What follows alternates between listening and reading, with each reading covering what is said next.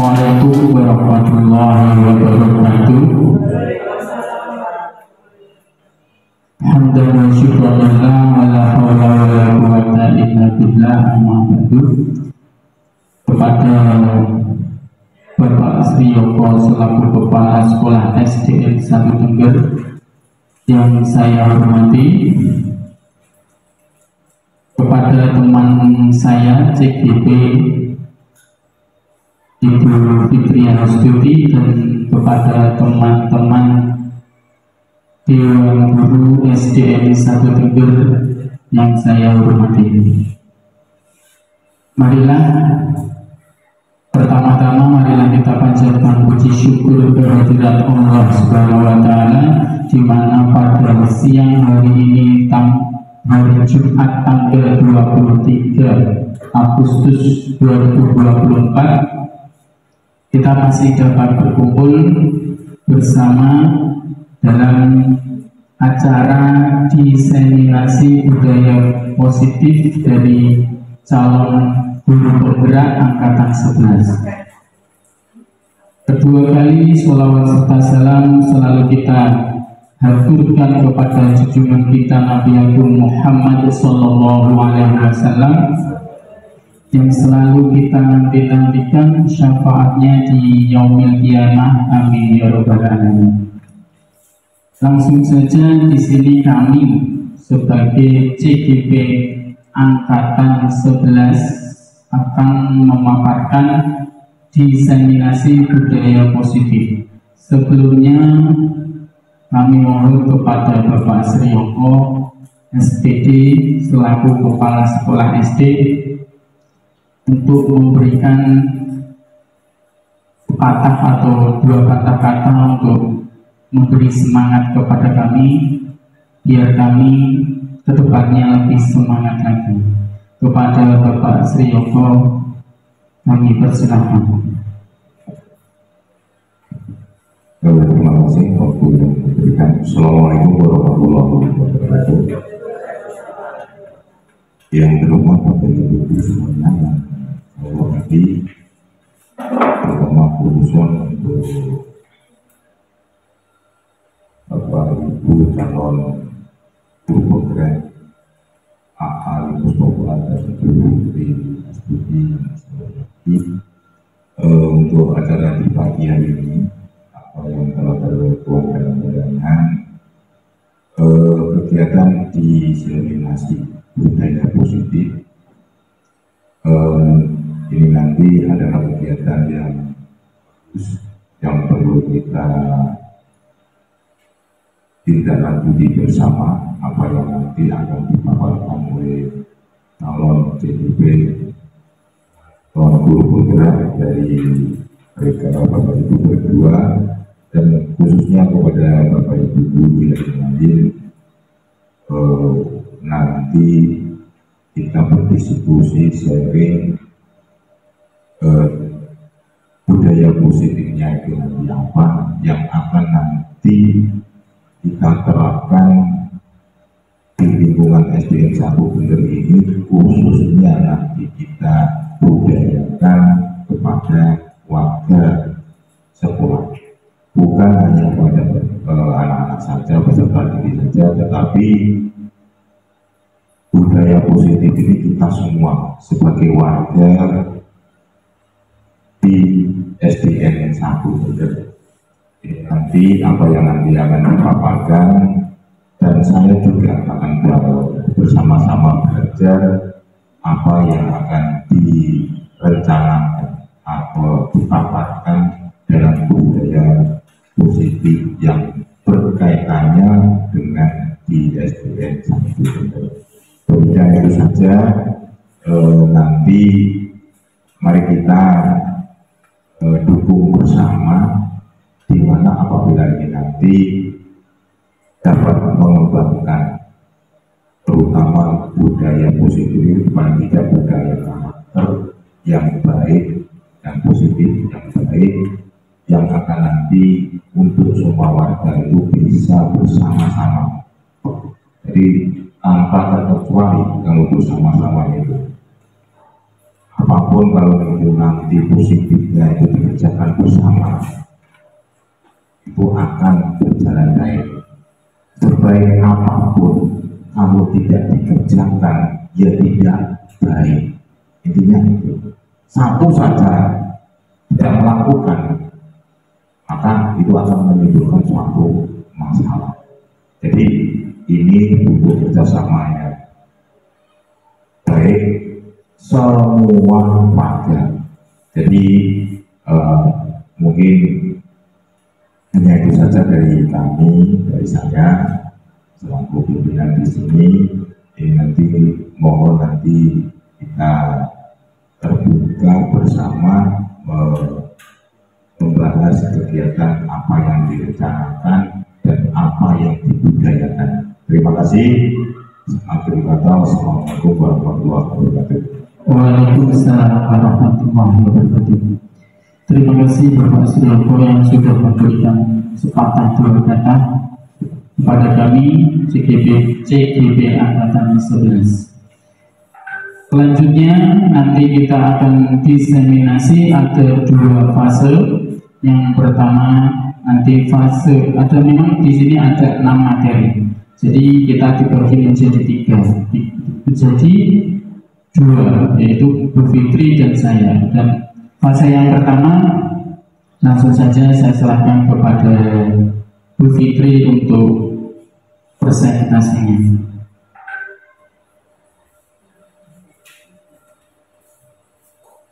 Assalamualaikum warahmatullahi wabarakatuh. Terima kasih Bapak Ibu Guru, terima kasih yang kami hormati Bapak Suryoko telah memberikan waktunya di siang hari ini untuk mengikuti diseminasi tentang budaya positif. Baik, dalam sesi ini nanti kita akan memaparkan beberapa inti dari budaya positif. Ada 6 Bapak Ibu. Dari ke-6 ini mungkin Bapak Ibu ada yang masih merasa asing. Yang mana Bapak Ibu? Segitiga restitusi, betul sekali, masih asing ya. Kemudian posisi kontrol mungkin?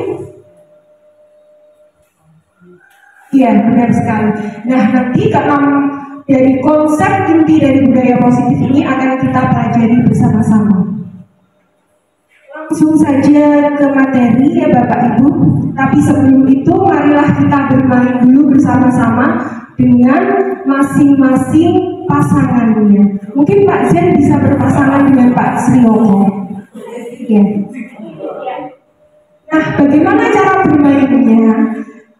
Kita mempunyai satu tangan ya, kita buka seperti ini. Nah, nanti Bapak Ibu membayangkan sesuatu yang sangat berharga ada di atas telapak tangan Bapak Ibu semuanya.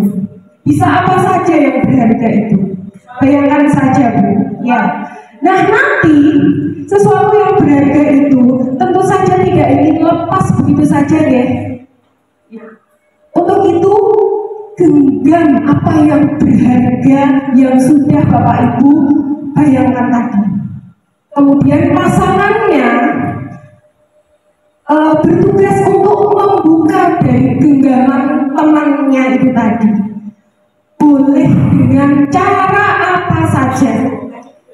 Boleh merayu Pak, boleh menggoda, boleh, atau boleh dimarahi temannya supaya apa? Supaya mau membuka genggaman tangannya itu.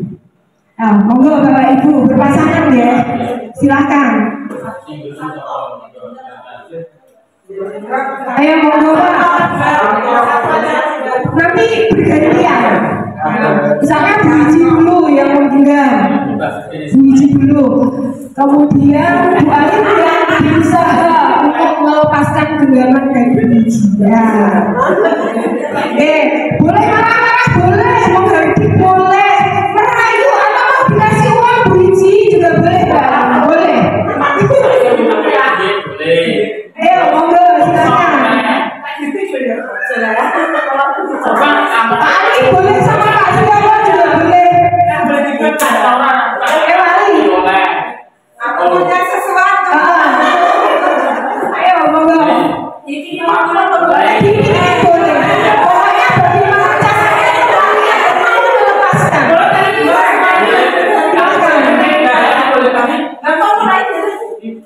Silakan. Dia ancam boleh, siapa boleh dia. Boleh.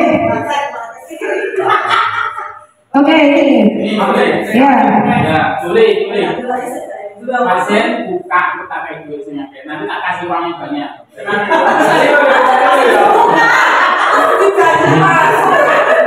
Pasien ini dibuka, nanti kalau dibuka tak kasih uang yang banyak. Nah, ini boleh merayu dengan cara merayu, dengan cara menghargai. Pak Zen bebas mau membuka atau tetap menggenggam bebas, terserah Pak Zen. Berarti harus sampai buka Pak? Ya harus, terserah Pak Zen mau menerima rayuan dari Pak Ali. Boleh Pak. Iya, terus dipaksa boleh. Buka Pak Zen, buka tak? Tak pukul di jalan. Boleh, itu boleh.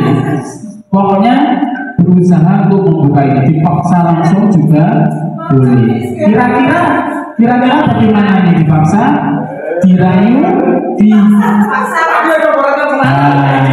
itu. Oke. Pak Zen bagaimana mau membuka atau tidak ini? Tidak mau. Oke, boleh-boleh saja tidak membuka. Yang lainnya mungkin? Yang lainnya silakan mau membuka apa tidak? Karena rayuan dia dibuka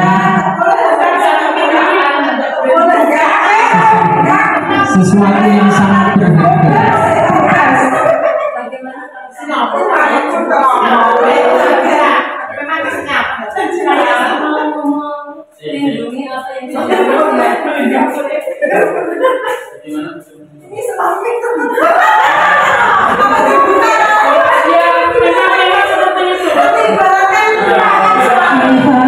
Apa yang ada di dalam gambar ini?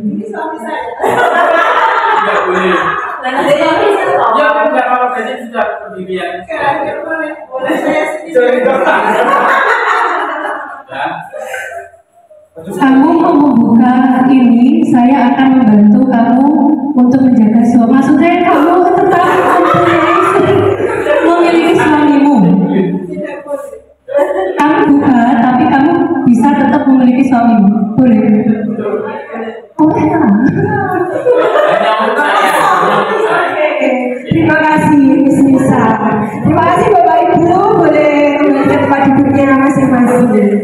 Nah, ini tadi sebenarnya kita ini bermain tidak hanya asal bermain ya. Nah, sebenarnya tadi itu ternyata masing-masing Bapak Ibu guru tetap dalam pendiriannya apa? Menggenggam tangannya. Ada tidak tadi yang membuka tangannya? Boleh tidak dibuka tangannya? Boleh saja, boleh. Intinya yang ingin saya tanyakan di sini Bapak Ibu, siapa sih yang bisa mengendalikan kita untuk membuka ataupun menggenggam tangan kita sendiri? Diri kita sendiri. Iya, diri kita sendiri, bukan orang lain. Meskipun tadi pendapat bujukan, kok tak kasih uang banyak, kok tak cegat doang dalan, kan takut ya. Tapi ternyata kita tetap melindungi apa yang berharga yang telah kita genggam tadi Bapak Ibu. Nah ini sebenarnya sejalan dengan apa? Dengan teori kontrol yang dikemukakan oleh seorang psikolog juga seorang pendidik yang bernama William Glasser. Beliau menyatakan bahwa Anda itu tidak bisa mengontrol orang lain, hanya Andalah yang dapat mengontrol diri Anda sendiri. Betul apa tidak Bapak Ibu? Benar sekali. Jadi hubungannya dengan murid kita sebenarnya itu hanya ilusi. Guru itu bisa mengontrol murid. Hanya ilusi. Jika kita memberikan penguatan positif, itu bisa efektif dan bermanfaat bagi murid. Hanya ilusi bahwa kritikan atau membuat orang merasa bersalah itu bisa menguatkan karakter. Dan juga hanya ilusi bahwa orang dewasa itu memiliki hak untuk memaksa. Seperti itu Bapak Ibu. Nah untuk itu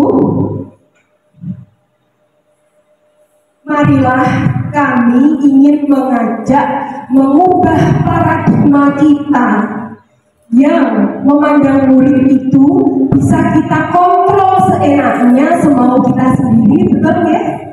Mari kita ubah paradigma kita dari paradigma stimulus respon menjadi paradigma teori kontrol. Karena tadi ternyata apa? Kita tidak bisa mengontrol orang lain, hanya kita lah sendiri yang bisa mengontrol diri kita. Sama dengan murid kita. Nah, ini bisa dibaca-baca dulu ya. Sebenarnya kita biasa mendisiplinkan murid kita itu dengan apa Bapak Ibu? Dengan hukuman, ya kan? Nah, hukuman itu memang bisa mendisiplinkan. Tapi apa? Dalam jangka waktu yang pendek. Iya, dia nurut. Sama seperti tadi, mungkin ada yang mau membuka tangannya kalau diberi hadiah, kalau diberi hukuman. Tapi dalam jangka waktu pendek, tidak bisa berlangsung secara lama. Nah, maka kita pakai paradigma apa? Teori kontrol pada murid-murid kita untuk menanamkan kedisiplinan. Nah, lalu apa sih itu disiplin? Yang selama ini Bapak Ibu guru ketahui disiplin itu apa sih? Baik, taat aturan. Yang lainnya taat aturan, tata tertib, seperti itu ya. Terus ada hukumannya pasti kalau tidak mentaati disiplin. Ada ketidaknyamanan, seperti itu ya Bapak Ibu. Iya. Nah, di sini kita ingin mengetahui makna disiplin yang sebenarnya. Jadi kita itu mengetahui atau kita itu sudah berpikiran bahwa disiplin itu sesuatu yang untuk mendapatkan kepatuhan.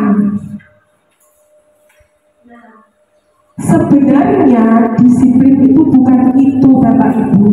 Disiplin itu artinya adalah belajar. Belajar untuk apa? Belajar untuk membuat orang menggali potensinya menuju sebuah tujuan yang bisa menghargai dirinya sendiri dan juga orang lain. Masih belajar ya di sini ya. Oke, kita lanjut dulu. Nah, senada atau sama dengan pemikiran Bapak pendidikan kita yaitu Ki Hajar Dewantara. Beliau mengatakan merdeka iku jarwane ora mung lepasing pangreh nanging uga kuat kuwasa aman diri priyangga. Artinya apa? Merdeka itu hanya tidak terlepas dari perintah. Itu kurang tidak ya? Tidak hanya merdeka itu tidak hanya terlepas dari perintah, akan tetapi juga cakap buat memerintah diri sendiri. Nah, ini sejalan dengan teori tadi Bapak Ibu. Jadi disiplin itu cakap untuk memerintah dirinya sendiri, bukan hanya tentang mentaati peraturan, patuh peraturan, tapi ada kesadaran yang timbul di dalam dirinya sendiri untuk apa? Untuk memerintah dirinya sendiri. Seperti itu Bapak Ibu Guru. Nah, sehingga kita dapat menyimpulkan disiplin positif itu adalah bukan tentang kepatuhan lagi, tetapi tentang kontrol diri. Apa sih? Belajar untuk mengontrol diri, menggali potensi dirinya sendiri agar dapat mencapai tujuan mulia. Apa? menjadi orang yang diri kita inginkan berdasarkan nilai-nilai yang kita yakini. Nah, nilai-nilai yang kita yakini ini nanti kita sebut dengan nilai-nilai kebajikan universal. Apa itu nilai-nilai kebajikan universal? Mungkin Bapak Ibu ada yang tahu? Nilai-nilai kebajikan universal itu adalah perilaku yang positif yang semua orang itu secara umum orang-orang itu menganggap itu memang baik untuk dilakukan tanpa memandang suku, tanpa memandang agama, tanpa memandang bahasa, bahwa tahu perilaku itu adalah perilaku yang baik untuk dilakukan. Jadi apa saja ya Bu contohnya nilai-nilai kebajikan universal? Monggo siapa? Satu-satu saja tidak apa-apa. Misal saya ya, sebenarnya kemarin sudah profil pelajar Pancasila ada berapa kemarin? Ada dimensinya ada 6. Itu juga termasuk nilai-nilai kebajikan. Kemudian apa lagi? Tanggung jawab. Apalagi Bapak Ibu? Apa? Jujur, betul.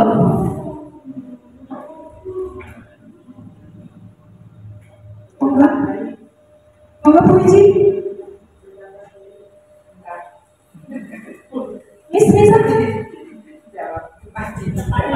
Tepat waktu, betul. Kemudian percaya diri, saling menghargai, ya. Terus apa ya misalnya? Apa lagi? Ya betul, dapat dipercaya.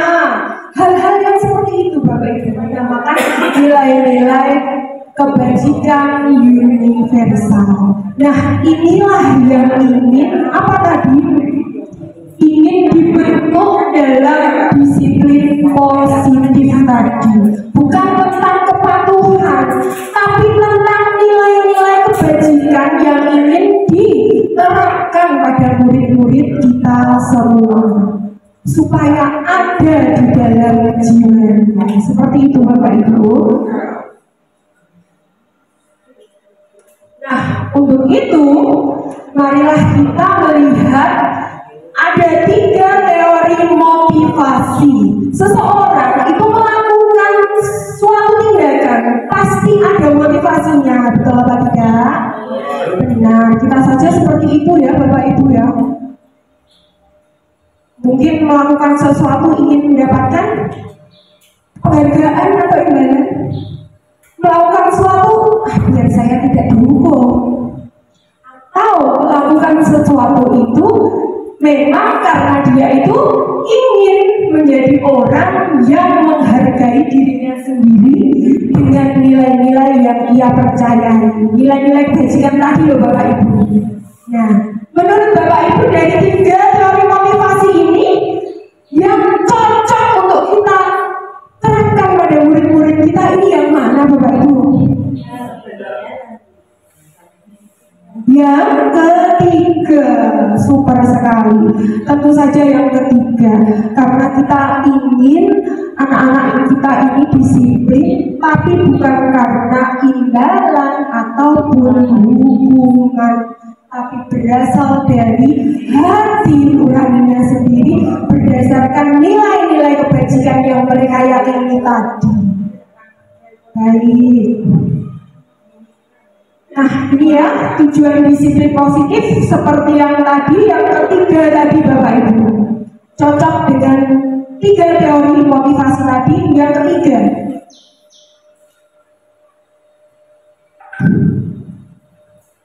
ingin mencapai tujuan yang mulia. Contohnya apa sih? Mungkin masih belajar ya. Tujuan yang mulia itu maksudnya bagaimana? Begini contohnya. Di Indonesia ini ya Bapak Ibu, kita memakai helm. Itu kebanyakan orang-orang ya memakai helm itu kan karena apa? Karena takut, karena takut ditilang. Kalau ada polisi baru pakai helm. Padahal kita ini ingin ini loh, apa melandaskan nilai-nilai kebajikan ini. Sebenarnya apa sih kok kita berhelm? Safety, betul, untuk keselamatan. Jadi kita tanamkan pada anak-anak kita ini itu sadar, itu kebutuhan kita. Biar apa? Biar selamat, bukan karena takut polisi. Nah, seperti itu.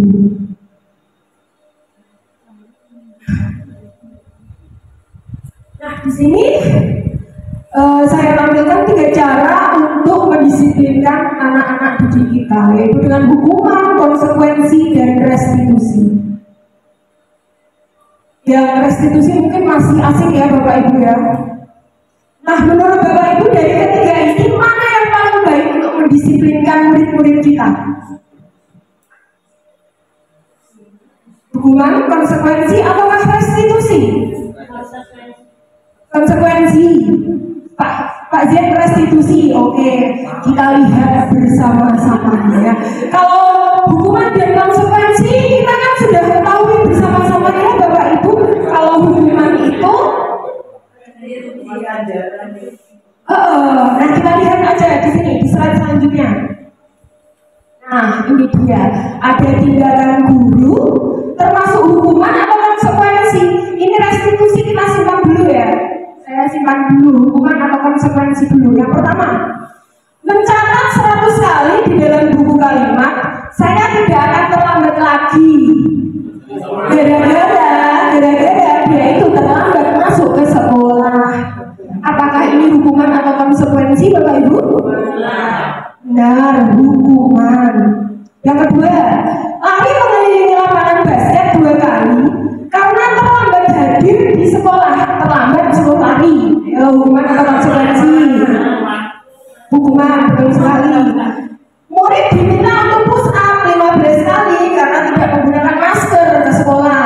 Gak pakai masker suruh push up. Hukuman lagi. Menggantikan kertas tugas teman yang telah dicoret-coret.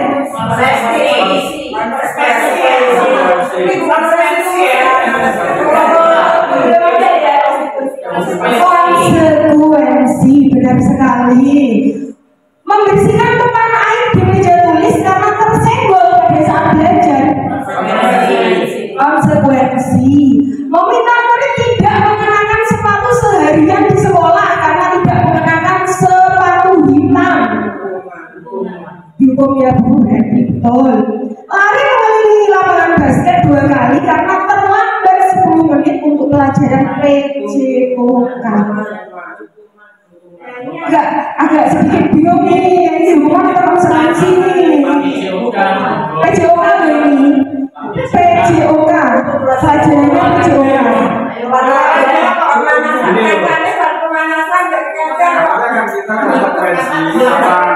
Sama konsekuensi hukuman dan tentunya kan katanya sudah masuk dalam daftar pasal dulu, gitu. Sebenarnya. Pilih aja Pak, pilih aja. Ini konsekuensi yang benar. Apa ini yang terakhir hukuman atau konsekuensi?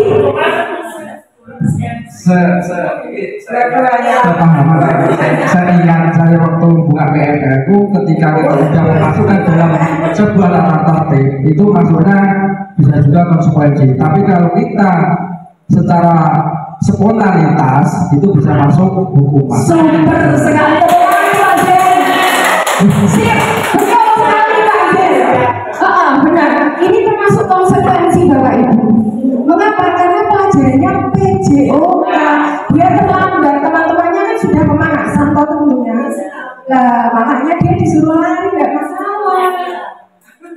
Karena itu tadi untuk apa namanya menembus pemanasan itu tadi lah ya.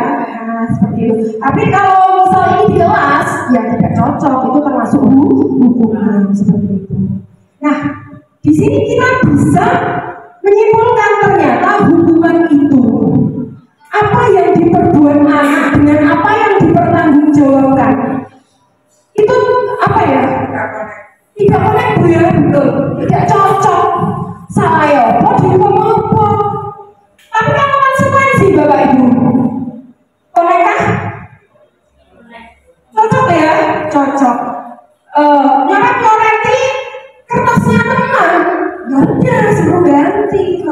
konsekuensinya seperti itu. Itu bedanya. Berarti Bapak Ibu, hukuman dengan konsekuensi lebih baik yang mana menurut Bapak Ibu? Konsekuensi. Berarti hukuman ini kita apakan ini enaknya hukuman? Kita hentikan Bu ya. Kita hentikan hukuman, kita ganti dengan konsekuensi. Karena kalau hukuman itu membuat anak menjadi seperti anak yang gagal, dia itu secara psikologi seperti anak yang gagal. Seolah-olah mereka itu, aku kok melakukan kesalahan terus sih, aku akhirnya dihukum Bapak Ibu guru. Oke, dia bisa disiplin, tapi itu tadi dalam jangka waktu sementara pendek Bapak Ibu. Konsekuensi oke ya? Oke sekali. Nah kalau hukuman itu biasanya Bapak Ibu guru memberikannya itu spontan dan dari pihak guru spontan, saya dewi hukumannya ya. Tapi nek konsekuensi itu pastinya sudah ada aturan sebelumnya, jadi lebih apa ya, lebih mending konsekuensi lah kalau dibandingkan dengan hukuman seperti itu Bapak Ibu. Nah sekarang saya kenalkan apa itu restitusi. Nah iya, apa sih restitusi itu? Terus mengapa kok kita pakai restitusi? Nah ini dia. Nah umumnya Bapak Ibu di Indonesia ini ya, di Indonesia bahkan kita sendiri tidak murid ini, kita sendiri kadang kita melakukan. Jadi kalau ada orang yang bersalah kepada kita itu dengan segampang 1 detik atau 2 detik itu langsung dimaafkan. Ya udah, tidak apa-apa, nggak usah, makan saja, ya kan tidak Bapak Ibu. Iya, langsung dimaafkan. Sebenarnya terlihat seperti malaikat ya. Kayak malaikat, baik hati sekali mau memaafkan saya seperti itu. Tapi sebenarnya dengan langsung memaafkan itu tidak baik untuk perkembangan murid-murid kita Bapak Ibu. Ada anak murid yang salah, ya wes kamu minta maaf. Nah itu sebenarnya tidak baik Bapak Ibu. Mengapa? Sebenarnya orang yang bersalah itu berikan kesempatan untuk memperbaiki kesalahannya. Berikan dia kesempatan untuk mencari solusi dari masalah yang dihadapinya. Kita hanya membantu mencarikan solusi itu. Jangan tiba-tiba langsung suruh memaafkan. Wong saya saja nek di eleki wong yo, mau langsung tak maafno. Lah kok enak temen ya apa tidak? Maksudnya itu gampang di mulut tapi di hati itu nggak cocok sebenarnya. Nah seperti itu Bapak Ibu. Atau bahkan kalau ada yang bersalah pada kita itu cuma berfokus pada salahnya. Yo iki lho salah terus. Ajarnya kowe sing melakukan kesalahan. Nah seperti itu. Nah itu sebenarnya tidak cocok untuk murid-murid kita semuanya Bapak Ibu. Nah untuk itu kita pakai cara mendisiplinkan murid kita dengan apa? Dengan restitusi, yaitu pendekatan untuk menanamkan disiplin positif pada murid. Bagaimana caranya? Yaitu menciptakan kondisi bagi murid untuk memperbaiki kesalahannya. Dengan cara apa? Mencarikan solusinya, membantu murid berpikir tentang orang seperti apa yang mereka inginkan dan bagaimana nantinya mereka bisa memperlakukan orang lain. Nah nanti ini tadi ada hubungannya dengan segitiga restitusi, nanti dibahas oleh Pak Ali lebih dalamnya lagi. Nah mengapa kok kita harus memilih restitusi sih daripada hukuman? Nah ini keunggulannya. Restitusi itu bukan menebus kesalahan, tapi belajar dari kesalahan. Contohnya tadi ada anak mematahkan pensil temannya, jangan langsung sana sebagai guru sana minta maaf sama temanmu, temannya ujung-ujung memaafkan tanpa ada solusinya. Harusnya apa Bu solusinya? Ganti anak yang mematahkan ini tadi kita ajak diskusi, dialah yang mencari solusinya. Dia kamu sudah mematahkan ini, solusinya bagaimana? Dari dia supaya apa? Bisa belajar dari kesalahannya, orang ujung-ujung memaafkan, seperti itu. Terus restitusi itu memperbaiki hubungan karena tadi ada solusi. Restitusi itu bukan paksaan, karena itu nantilah ini Pak Ali nanti. Kemudian restitusi mencari kebutuhan dasar yang mendasari tindakan. Ada 5 kebutuhan dasar Bapak Ibu. Dan setiap anak-anak yang melanggar kesalahan itu pasti ada salah satu kebutuhan dasar yang tidak terpenuhi. Nanti Pak Ali juga. Nah, oke. Kemudian restitusi itu menguatkan karakter anak. Lagi ya. Kemudian restitusi fokus pada solusi, dan restitusi nanti akan mengembalikan murid yang berbuat salah itu pada kelompoknya. Karena ada solusi, mereka bisa kembali pada kelompoknya dalam keadaan yang terhormat, baik korban maupun yang pelakunya. Itu nanti mereka akan mendapatkan keadilan yang setara. Nah, seperti itu. Ini lanjut. Nih Bapak Ibu, bagaimana kita bisa melakukan restitusi? Nah ini panjang sekali nih. Tapi oke. Ini keyakinan kelas saya Bapak Ibu. Jadi untuk melakukan restitusi, kita itu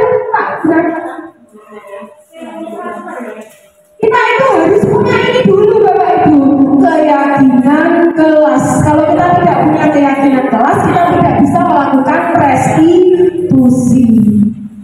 Nah, ini dia keyakinan kelas saya, yaitu setiap anggota kelas perlu belajar. Setiap anggota kelas perlu saling menghargai. Dan setiap anggota kelas sadar tentang kebersihan.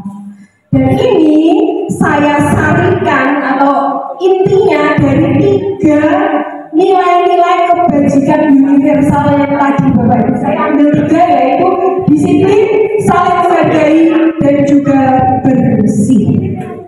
Nah, untuk mendapatkan keyakinan kelas, ada prosesnya yang harus kita lakukan dengan murid-murid kita di kelas Bapak Ibu. Bagaimana caranya? Nah ini, yuk kita.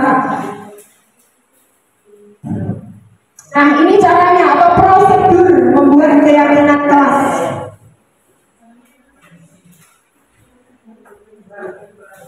Oke. Nah cara yang pertama yaitu mengajak anak-anak kita untuk curah pendapat. Jadi tidak sepihak dari guru, namun anak-anak kita libatkan untuk berdiskusi bersama kita. Apa?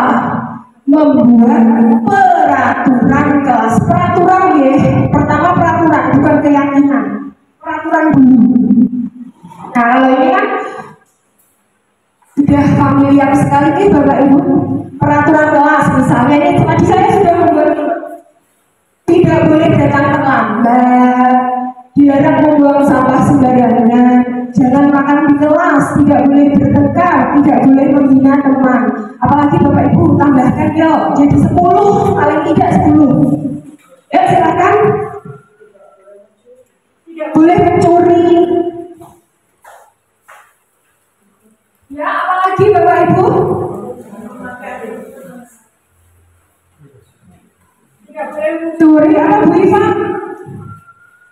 Tidak boleh berpakaian sembarangan gitu ya? Ya. Memakai seragam, oke. Kayak aturan, oke. Apalagi Bapak Ibu? Izin guru saat harus minta izin pada guru. Oke, dua lagi. Apa Bu Cici? Oh ya, harus minta izin saat tidak masuk. Oke, cukuplah 9, enggak apa-apa. Sebenarnya apa tidak 10? Ini Bapak Ibu ajak anak-anaknya untuk bercurah pendapat seperti ini di kelas. Jadi ini yang menentukan siapa? Bersama antara anak dan guru. Nah, setelah anak-anak tahu peraturan kelasnya seperti ini, kita ajaklah anak-anak itu untuk mengubah peraturan kelas ini menjadi kalimat-kalimat yang positif. Mengapa sih kok harus dibuat kalimat positif? Biar apa sih?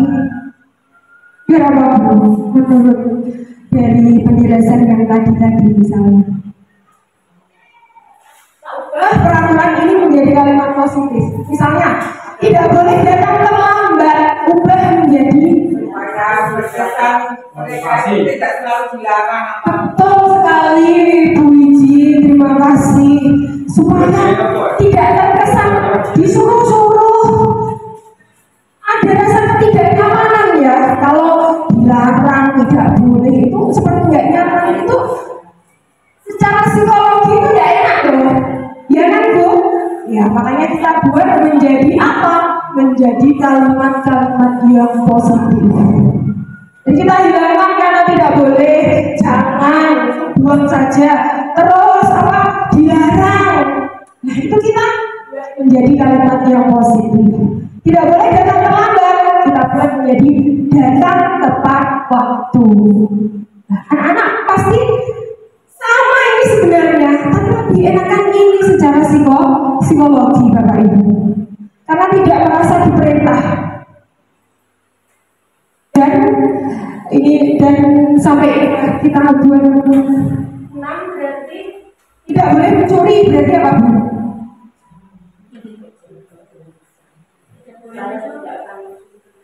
Ini ya, menjaga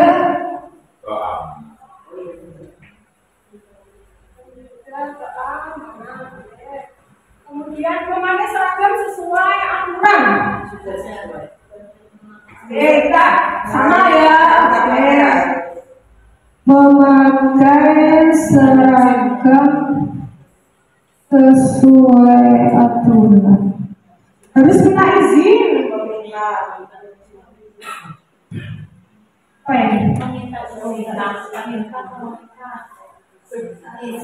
Izin betul izin saat tidak masuk sekolah dan sebagainya. Nah sampai di sini kemudian dari ke-10 ini baru 8 nggak apa-apa ya. Kita ini Bapak Ibu, kita kumpulkan yang setipe. Kita kumpulkan. Mana sih yang setipe? Oh ini dulu kita buat nilai kebajikannya supaya nanti kita tahu dikumpulkan bagian mana. Datang tepat waktu, ini termasuk nilai kebajikan apa Bapak Ibu? Disiplin. Membuang sampah pada tempatnya. Nilai kebajikannya Bapak Ibu. Kebersihan ya, menjaga kebersihan. Ya orang cukup. Tentang kebersihan. Makan dan minum pada jam istirahat.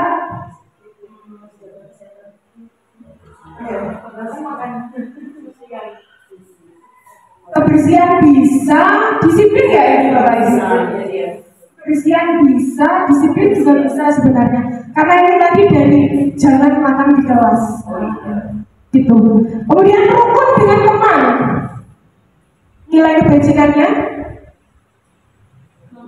Ya betul sekali. Saling menghargai.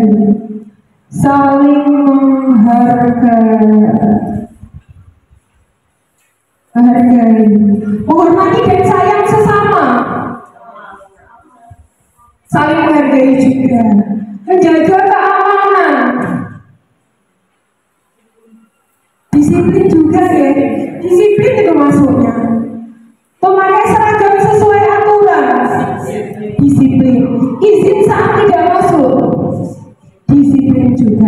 Nah ternyata dari ke-10 tadi itu banyak yang setipe lah ya.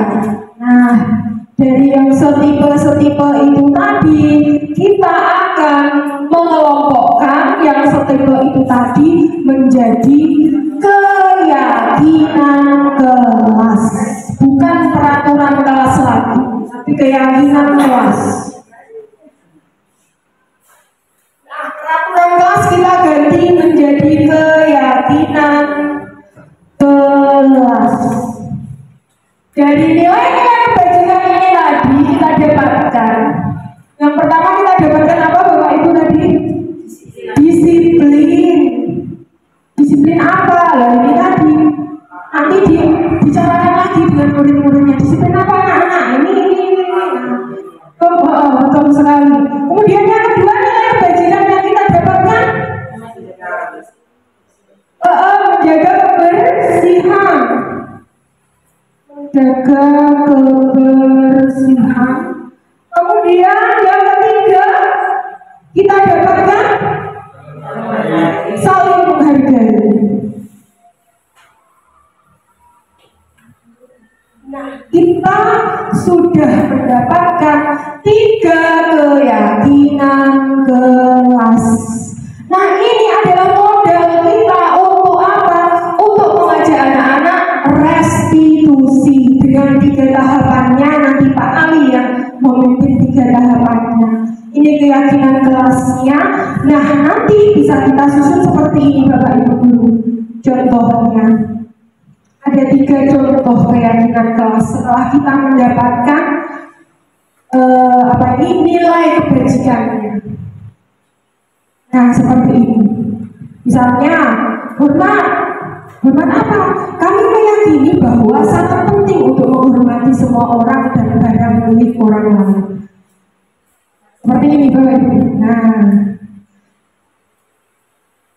Nah, bagaimana? Ya, ini contoh Bu.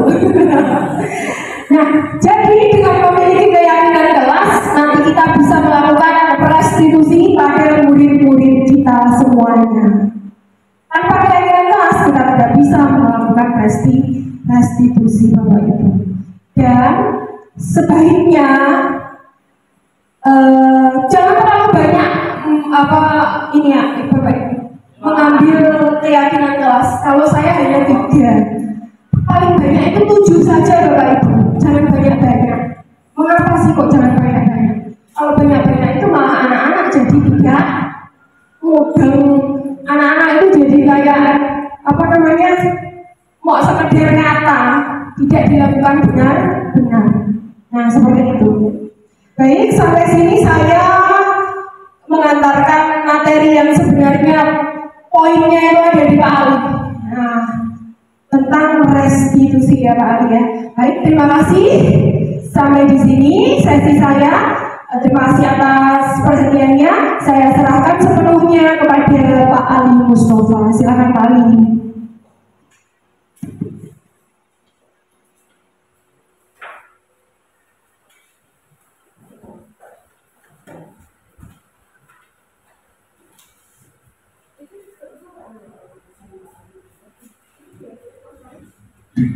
Terima kasih. Bagaimana? Sudah ada pandangan tentang restitusi? Oke, kita lanjut. Masih semangat? Masih semangat? Masih semangat? Kalau pengen semangat, kita tepuk semangat. Oke, nanti ikuti saya ya. Nanti ikuti. Setelah itu bersama-sama. Semangat. Semangat.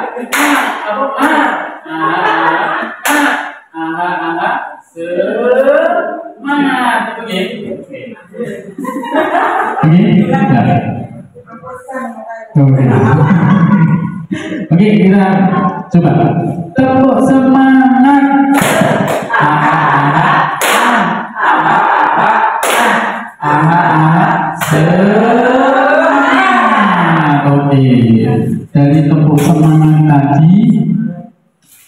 menghantarkan kebutuhan dasar manusia.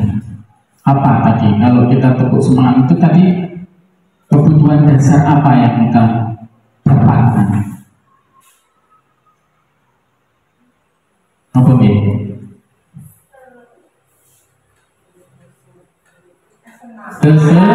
Kesenangan. Oke. Ada 5 kebutuhan dasar manusia. Yang pertama yaitu bertahan hidup. Ini terdiri dari makanan, pakaian, tempat tinggal, keamanan dan kesehatan. Itu kebutuhan dasar yang pertama, yaitu bertahan hidup. Pada diri siswa, pada diri kita juga itu ada bertahan hidup. Karena saya sering menemui ketika belajar pembelajaran itu anak ingin cepat dan istirahat. Apa? Karena apa? Kebutuhan bertahan hidupnya belum terpenuhi. Karena apa? Belum sarapan. Yang kedua, kasih sayang. Kasih sayang yaitu rasa diterima, dipedulikan, berbagi, kerjasama, menjadi bagian dalam kelompok. Ini anak-anak sering dari rumah kasih sayangnya kurang, dan di sekolah juga kasih sayangnya kurang, tidak diperdulikan, merasa dirinya tidak diperdulikan, sehingga mereka melakukan suatu tindakan. Bertahan hidup juga seperti itu, dia melakukan tindakan di luar atau melakukan suatu kesalahan berdasarkan 5 kebutuhan dasarnya tidak terpenuhi. Yang berikutnya, penguasaan. Apa? Harga diri, keinginan untuk dianggap, memimpin, berprestasi, diakui dan didengar. Nah, untuk itu kita sebagai guru harus memperhatikan 5 kebutuhan dasar ini. Seperti halnya anak-anak yang selalu aktif, itu dilihat dia berada di posisi kebutuhan dasar yang mana. Sehingga sebagai guru kita juga harus memenuhi kebutuhan dasar mereka. Berikutnya, kebebasan. Banyak anak yang ingin bebas, yaitu apa? Mandiri, memiliki pilihan, mencoba hal yang baru, mampu mengendalikan arah dirinya. Yang berikutnya, kesenangan. Ini anak-anak kalau diajar sering guyon. Nah, ini mungkin dia kebutuhan dasar kesenangannya kurang.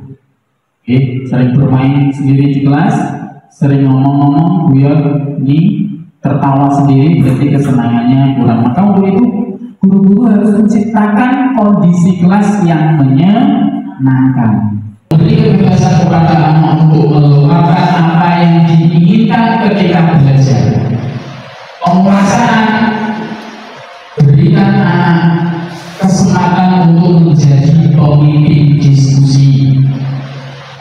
Seperti yang Pak Zain benar sekali, ketika ada siswa seperti Satria, berikanlah dia kebutuhan dasar apa yang dia inginkan. Ternyata apa? Ingin menjadi penguasa, maka jadikan dia sebagai pemimpin. Kasih sayang, Pak Zain sudah memberikan kasih sayang, bertahan hidup. Mari kita berikan kesempatan anak. Ketika masuk kelas dia belum sarapan, kita berikan kesempatan. Tapi juga harus ada peraturan, keyakinan kelas. Nah, ini tadi yang saya sebutkan tadi, motivasi perilaku manusia itu ada intrinsik dan ekstrinsik. Yang pertama, untuk menghindari ketidaknyamanan atau hukuman.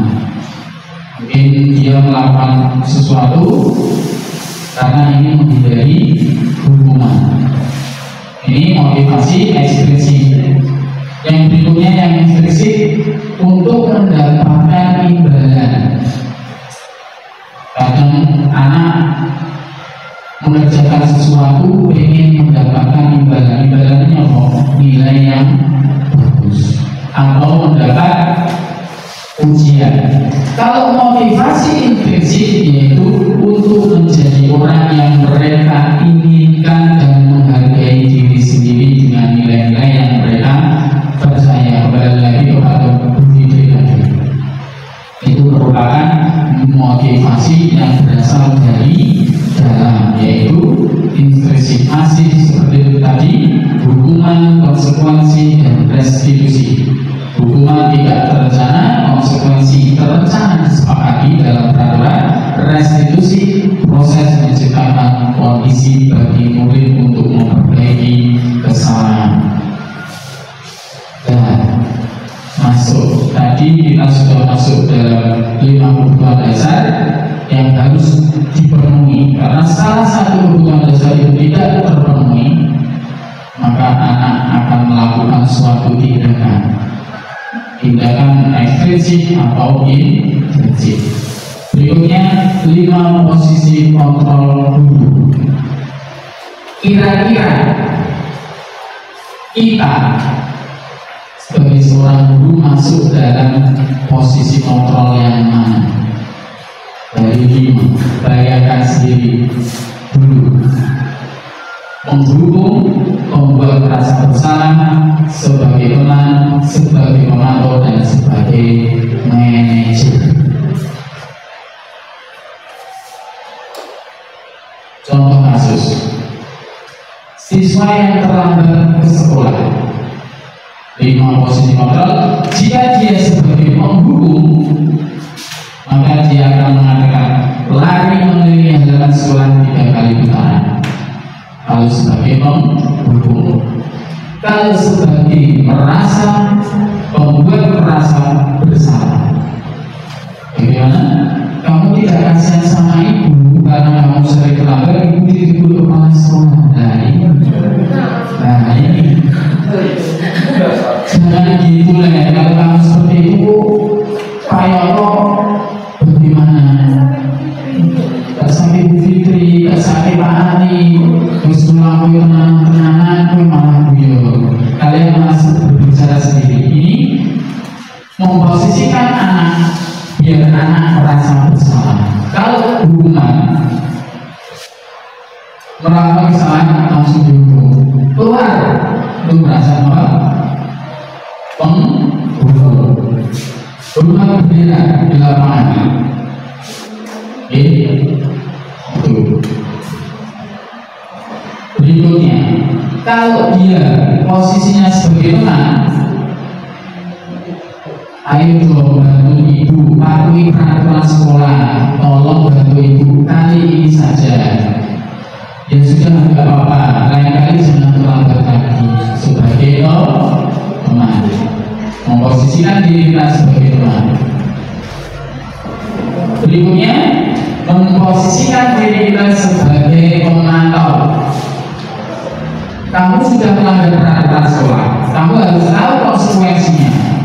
Kamu harus tinggal di kelas saat waktu istirahat untuk menyalin materi. Karena dia terlambat, disuruh tinggal kelas ketika istirahat. Ini pemantau. Biasanya pemantau itu tahu semua aturan. Aturannya di sekolah ini tidak memakai sepatu hitam seperti tadi, disuruh telanjang kaki, kalau sering dicopot sepatunya ditinggal di sekolah, itu juga sebagai pemantau karena tahu aturan semua yang ada di sekolah. Kalau sebagai manajer, apakah kamu tahu kesalahan kamu? Ditanya dulu. Apa alasanmu kamu terlambat? Ini sebagai manajer ya. Kira-kira bagaimana memperbaiki kesalahan? Ini apa? Kalau sebagai manajer, kita memposisikan sebagai manajer, kita memulai diskusi dengan siswa dan mencari solusi. Apa yang kesalahan itu, solusinya bagaimana? Mengajak siswa untuk berpikir. Tidak langsung menyebutkan kesamaan, tidak langsung memberikan konsekuensinya, tapi akan mengajak siswa untuk diskusi dan berpikir. Contoh, patuhi aturan saya atau awas. Posisi kontrol apa ini?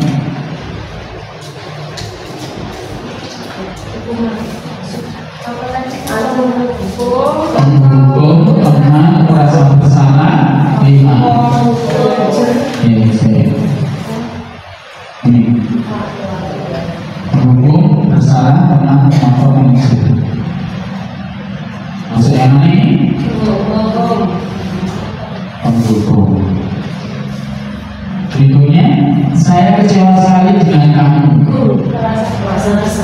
Merasa bersalah. Posisi kontrol kita sebagai merasa bersalah, dia membuat merasa bersalah. Berikutnya, ayo bantulah demi saya. Ayo kita ini tidak bantu sama ini, ya sudah Pak. Teman, oke. Berikutnya, peraturan apa yang telah kamu lakukan, sanksi apa yang konsekuensinya yang betul. Ini apa ini? Langsung tahu aturannya. Atau? Oke. Tapi kan kita tahu, jadi kita tahu kata-kata seperti ini.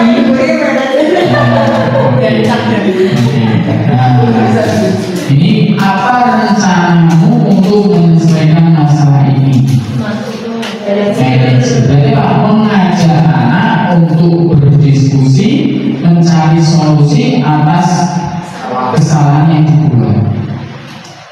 Apakah kita sudah masuk dalam ranah itu, atau kita kira-kira masuk di mana? Untuk bersalah, teman, komando,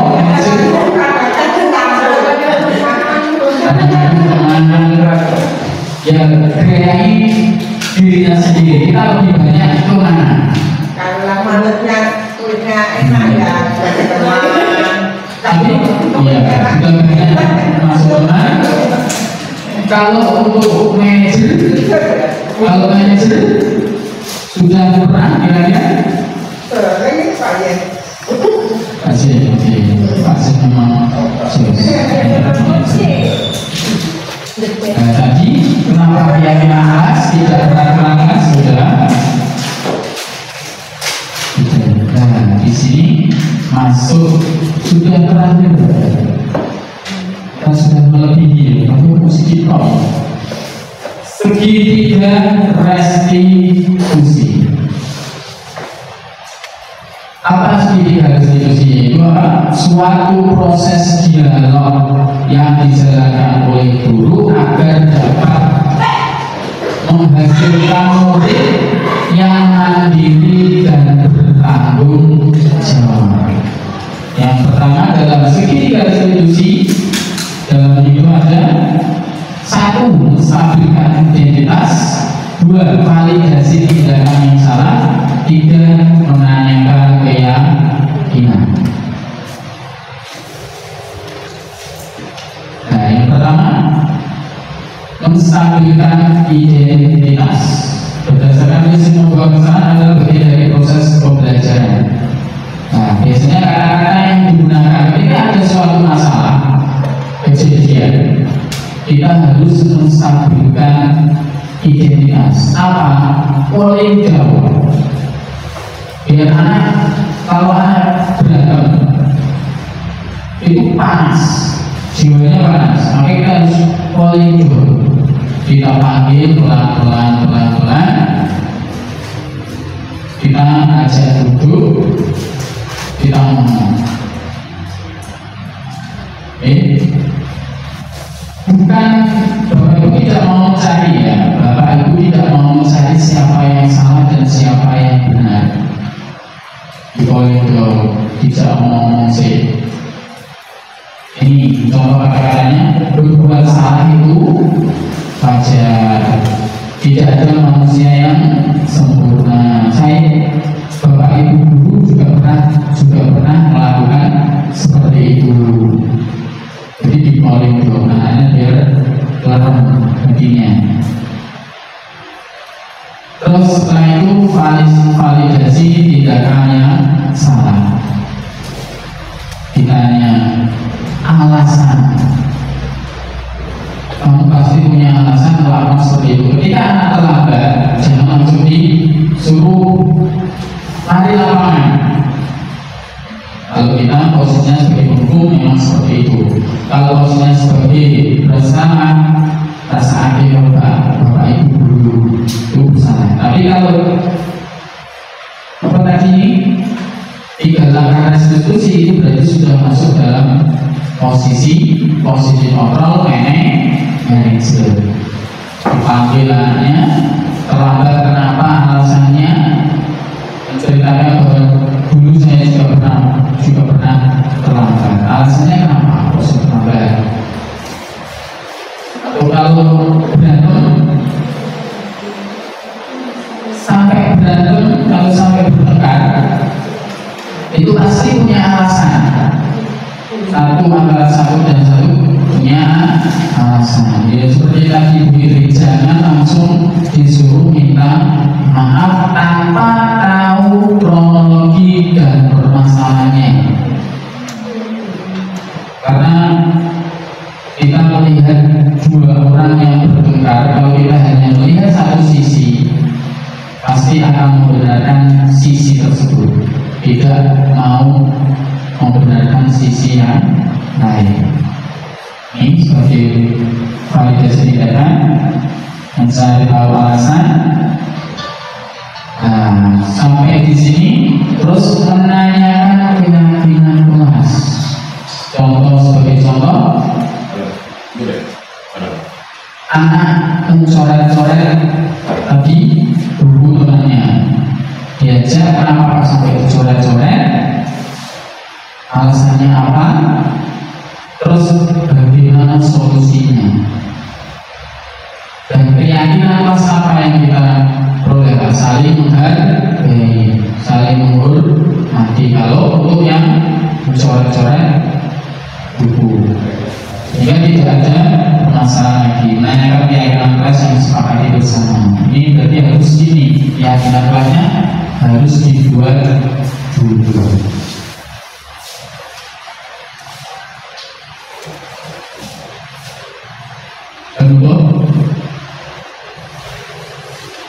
Dalam menerapkan program disiplin positif dan guru memiliki standar kepribadian profesional dan sosial yang baik, di mana guru mampu merefleksi dirinya dalam posisi kontrol saat ini.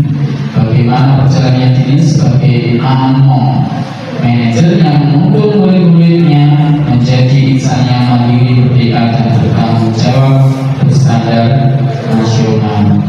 Dari sini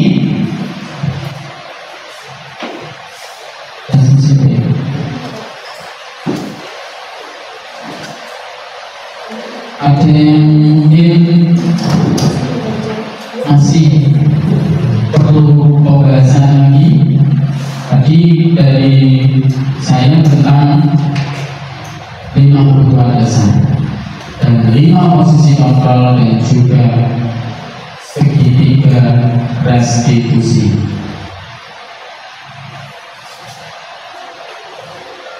Ada yang perlu ditanyakan?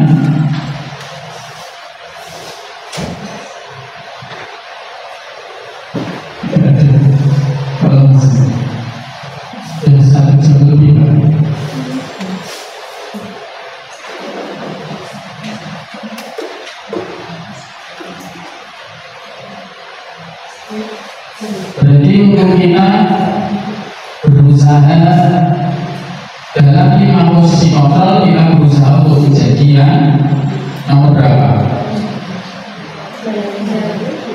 Berarti manajer.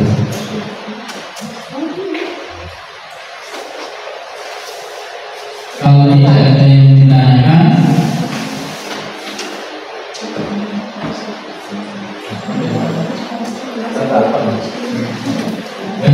ini ada kesimpulan langsung dari Bu Fitri. Baik, terima kasih Bapak Ibu semuanya. Diseminasi tentang budaya positif kita kali ini, maka kita simpulkan bersama-sama sebagai guru yang